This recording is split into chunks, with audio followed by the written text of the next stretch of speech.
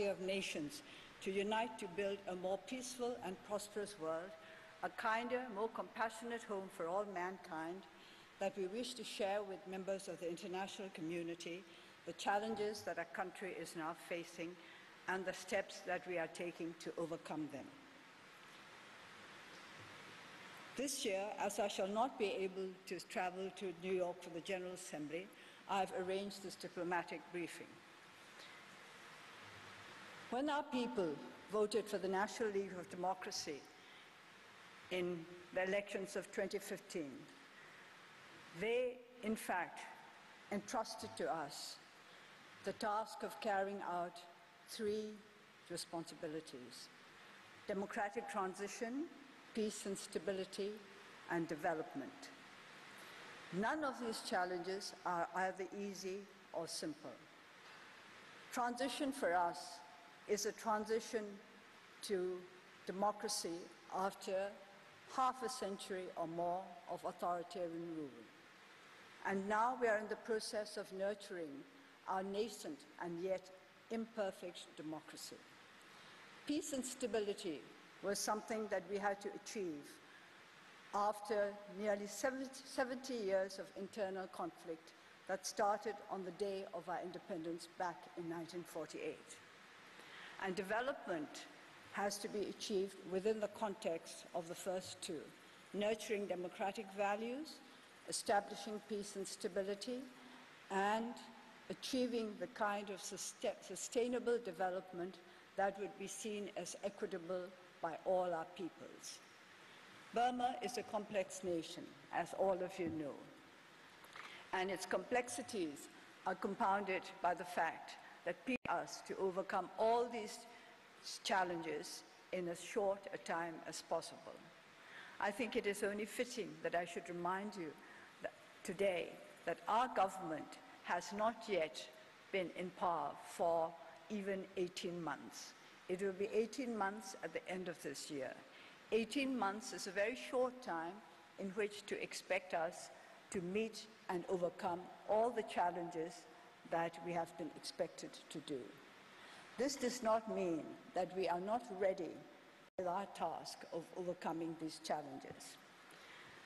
Because I believe in the community of nations, I am prepared to share with all our friends who wish us well and who understand our problems and sympathize with us what we have been doing to achieve democratic transition, peace and stability, and development. I'm aware of the fact that the world's attention is focused on the situation in Rakhine State.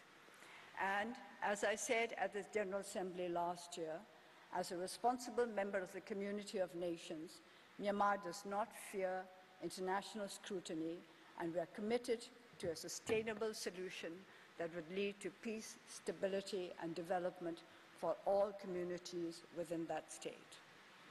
I then went on to last year to give a brief outline of our plans to achieve this end. Unhappily, on 9th October, 18 days after the delivery of my address at the General Assembly, 3 police outposts were attacked by armed Muslim groups. There were further attacks on 11th October and 12th November, and these clashes resulted in loss of lives, injuries, burning of villages, and the displacement of peoples in the affected areas. Many Muslims fled to Bangladesh. Since then, the government has been making every effort to restore peace and stability and to promote harmony between the Muslim and Rakhine communities. Even before these outbreaks took place, we had established a central committee for rule of law and development in the Rakhine and invited Dr. Kofi Annan to lead a commission that would help us to resolve the long-standing problems of that state. But in spite of all these efforts, we were not able to prevent the conflicts from taking place. Still, throughout the last year, we have continued with our program of development and the establishment of peace and harmony. After several months of seemingly quiet and peace, on the 25th of August, 30 police outposts, as well as the regimental headquarters in Downdanza village, were attacked by armed groups. Consequent to these attacks, the government declared the Rakhine Rohingya Salvation Army and its supporters responsible for acts of terrorism as a terrorist group in accordance with the Counter-Terrorism Law, Section 5, Section 6, Subsection 5. There has been much concern around the world with regard to the situation in Rakhine.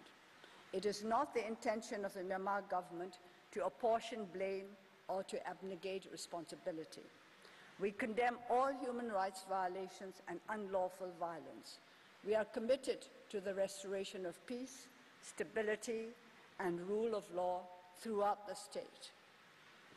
The security forces have been instructed to adhere strictly to the code of conduct in carrying out security operations, to exercise all due restraint, and to take full measures to avoid collateral damage and the harming of innocent civilians. Human rights violations and all other acts that impair stability and harmony and undermine the rule of law will be addressed in accordance with strict norms of justice.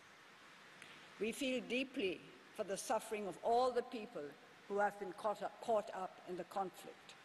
Those who have had to flee their homes are many, not just Muslims and Rakhines, but also small minority groups such as the Daina, Maro, Tep, Maramaji, and Hindus, of whose presence most of the world is totally unaware.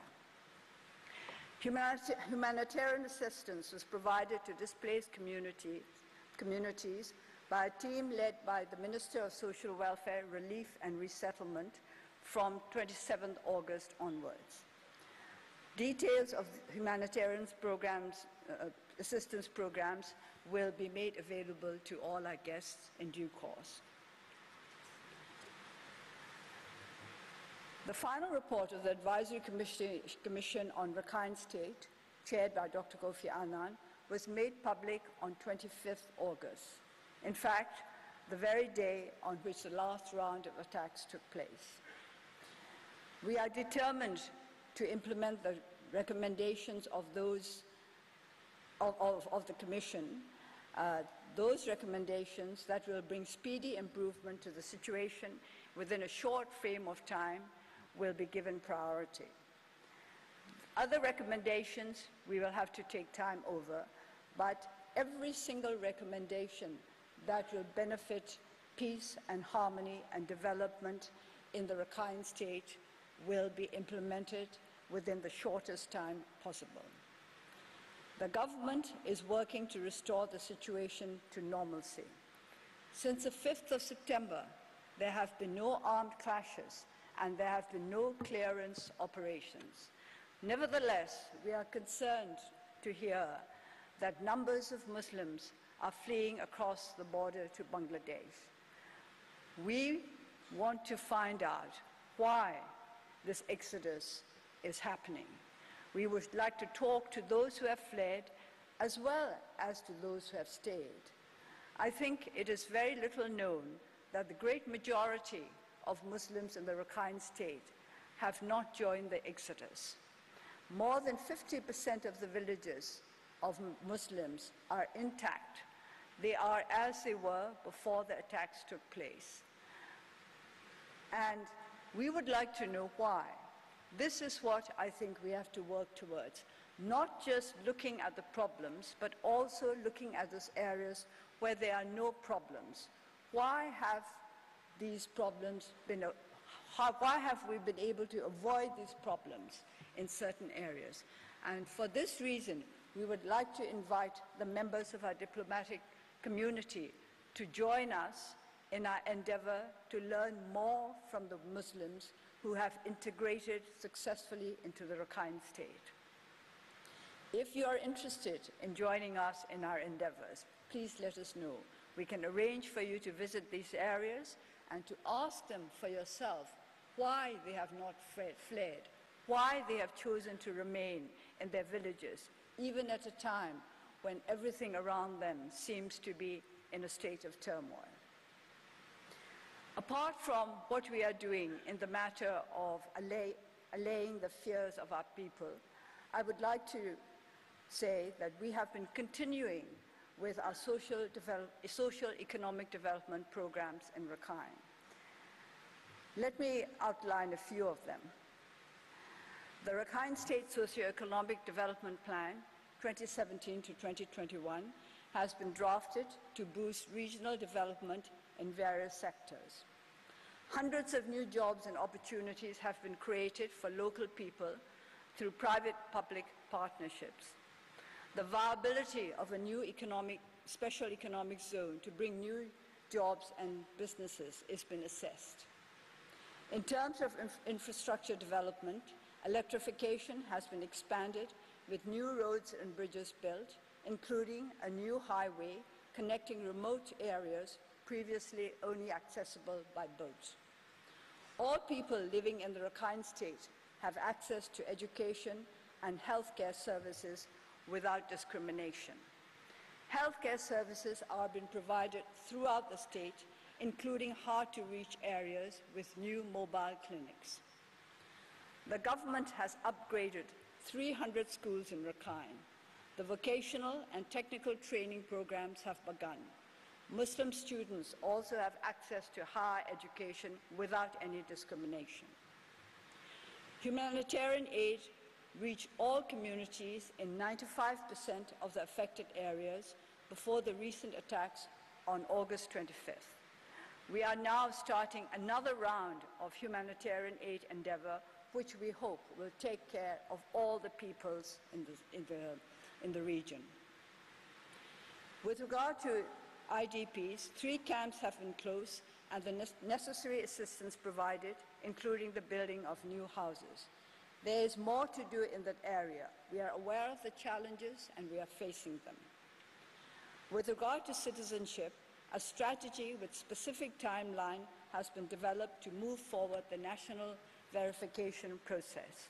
But this is a process which needs cooperation from all communities.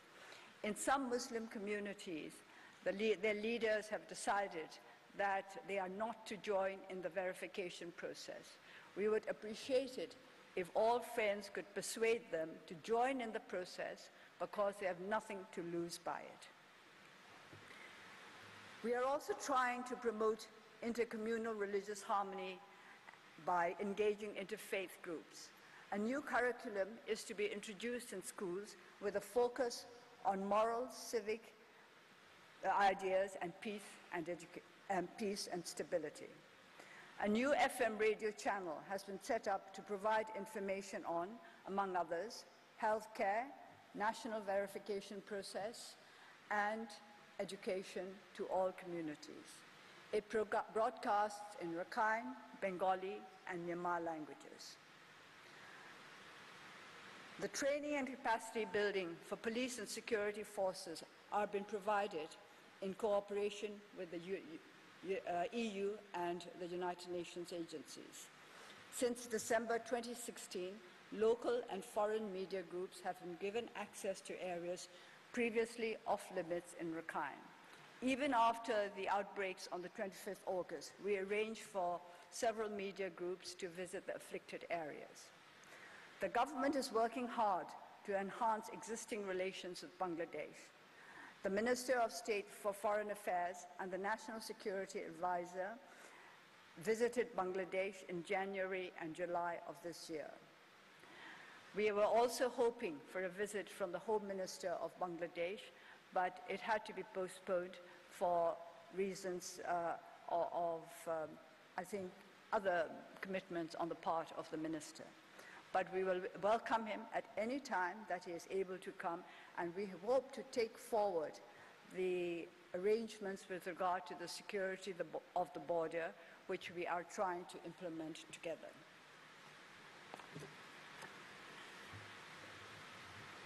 There has been a call for the repatriation of refugees who have fled from Myanmar to Bangladesh. We are prepared to start the verification process at any time. A verification process was set up as early as 1993, and based on the principles to which both countries agreed at this time, we can continue with the verification of those refugees who wish to return to Myanmar.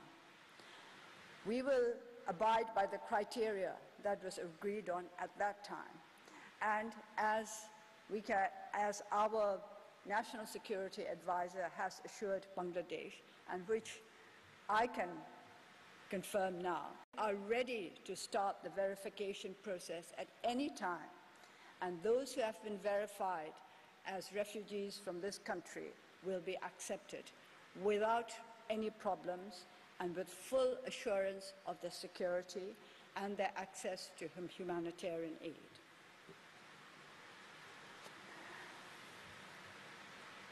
I understand that many of our friends throughout the world are concerned by reports of villages being burnt and of hordes of refugees fleeing. As I said earlier, there have been no conflicts since the 5th of September and no clearance operations. We too are concerned. We want to find out what the real problems are. There have been allegations and counter-allegations, and we have to listen to all of them. And we have to make sure that these allegations are based on solid evidence before we take action. Action will be against all peoples, regardless of their religion, race, or political position, who go against the laws of the land and who violate human rights as accepted by our international community. We have never been soft on human rights in this country. Our government has emerged as a body committed to the defense of human rights, not of any particular community's rights, but of the rights of all human beings within the borders of our country.